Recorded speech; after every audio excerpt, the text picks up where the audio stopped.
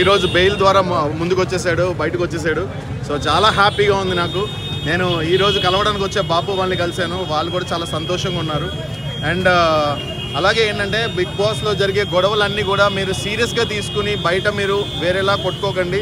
ఎందుకంటే బిగ్ బాస్లో మేమందరం కూడా ఒక కుటుంబంలో బతుకుతాం. మా ఇంట్లో మా అన్నదమ్ములతో అక్కచెల్లెలతో గొడవ అయితే ఎట్లయితే మేము కలిసిపోతామో మళ్ళీ వేరే రోజులు మళ్ళీ నెక్స్ట్ డే మళ్ళీ కలిసిపోతామో అలాగే బిగ్ బాస్ హౌస్లో ఉన్న మేము కూడా అంతే.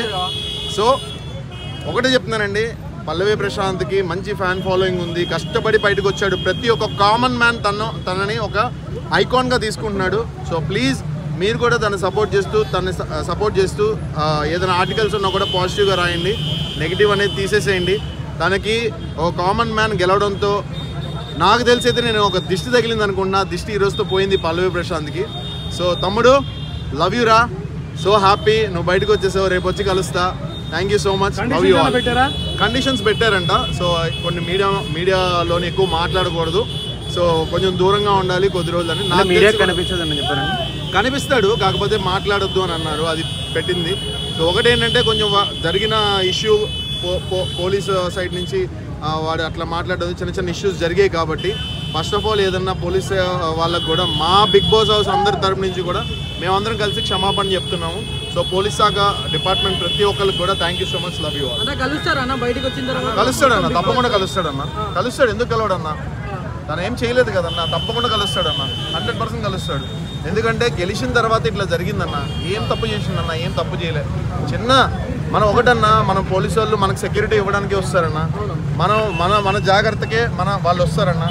సో మనం కొంచెం వాళ్ళు చెప్పిన రూల్స్ అండ్ రెగ్యులేషన్స్ కొంచెం ఫాలో అవ్వాలి. ఎందుకంటే మన గవర్నమెంట్ రూల్ పెట్టినప్పుడు ఆ రూల్ మనం ఫాలో అవ్వాలి, అది చాలా ఇంపార్టెంట్ అని నా ఉద్దేశం అన్న. కంటెస్టెంట్స్ అంటే ఇప్పుడు యావర్ వచ్చిందన్న, నేను వచ్చిన, బోలియాన్ వచ్చిండు, బోలియాన్ స్టాండ్ తీసుకున్నట్టు టేస్టీ తేజ్ వచ్చిందన్న, శివాజీ అన్న వీడియో చేసిండన్న. కాల్స్ అయితే ఇప్పటివరకు అయితే ఎవరు చేయలే అన్న, మేమైతే వచ్చినామన్న. నాకన్నా పల్లవి ప్రశాంత్గా ఇంకా తెలియదు అన్న, వచ్చిన ఆర్డర్లో అయింది కదన్న, ఆయనకి బయట ఏం జరుగుతుందో కూడా తెలియదు. ఈ లోపల ఇదంతా జరిగింది. తప్పకుండా చేస్తాడన్న, ఏమైందన్న, తప్పకుండా గర్వంగా చేస్తాడు, వస్తాయి చేస్తాడు. చెప్పలేమన్నా, అది బిగ్ బాస్ ఎలా ఆలోచిస్తాడు అనేది ఎవరికి అర్థం కదన్న. మమ్మల్ని అన్న అట్లా ఏం లేదన్న, ఎవ్రీ సీజన్ లో కామన్ మ్యాన్ ఉన్నాడన్న, కామన్ మ్యాన్ వస్తారు ఖచ్చితంగా, షూర్గా వస్తారు. ఇక అది బిగ్ బాస్ దయ, ఏం పెడతారు అనేది, ఎలా పెడతారు, ఏం లాజిక్ ఉంటుందని బిగ్ బాస్కి ఎరగా, మనకైతే ఏం తెలియదు. కామన్ మ్యాన్ వస్తే బాగుంటుంది. 100% రావాలన్న కామన్ మ్యాన్, 100%. మేమందరం కూడా ఒకప్పుడు కామన్ మ్యాన్, తర్వాత మెల్లగా అలా చేసుకుంటూ వచ్చాం. ప్రతి ఒక్కరికి ఒక రోజు వస్తుంది. సో అలా పల్లవి ప్రశాంత్కి ఈరోజు వచ్చింది, అందరినీ దాటుకుని ముందుకెళ్ళాడు. మేము చాలా గర్వంగా ఫీల్ అవుతున్నాం. నేనన్న యాక్చువల్గా వెళ్ళాలన్న, మమ్మల్ని 7 గంటలకు వదిలేరు పొద్దున్న. సో వెళ్ళి కలవలేకపోయాం. ఊరికి వెళ్తారు పల్లవి ప్రశాంత్, దావత్ చేసుకుందాం అనుకున్నాం మేము. ఈ లోపల ఇట్లా జరిగింది, వాడికి కూడా రెస్ట్ కావాలి కదా. ఊరికి వెళ్తాడు పల్లవి ప్రశాంత్, హనీమూన్ టూర్ కూడా కాదు, ఖచ్చితంగా కలుస్తాం. 100% చాలా హ్యాపీ అన్న, సూపర్ బిజీ. 100% అన్న. ఇదివరకు ఉన్న దానికన్నా 10 times సందీప్ అనేవాడు ఒక 10 మెట్లు పైకి వెళ్ళాడు.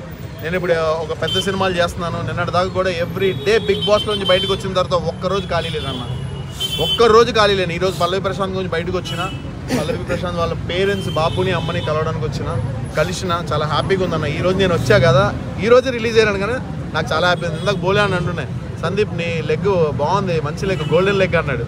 చాలా హ్యాపీ అన్న దానికి. అంతే. థ్యాంక్ యూ అన్న, thank you so much, thank you.